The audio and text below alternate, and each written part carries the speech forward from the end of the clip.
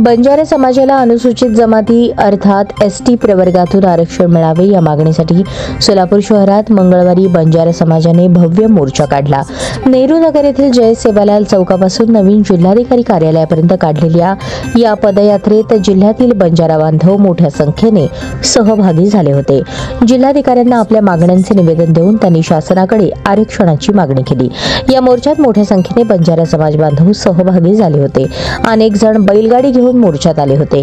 यावेळी बंजारा समाज बांधवांनी हातात एकच मिशन एसटी आरक्षण असे बॅनर घेऊन घोषणाबाजी करत सहभाग नोंदवला।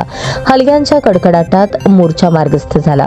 यावेळी माजी मुख्यमंत्री वसंतराव नाईक यांच्या पुतळ्यास अभिवादन करण्यात आले।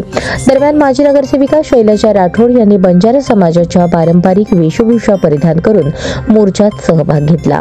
बंजारा समाजाला अनेक वर्षांपासून अनुसूचित जमाती आरक्षणाचा दर्जा मिळालेला नाही, त्यामुळे समाजाला शैक्षणिक, सामाजिक आणि आर्थिक प्रगतीमध्ये अडथळे येत आहेत असे मोर्चेकऱ्यांनी सांगितले।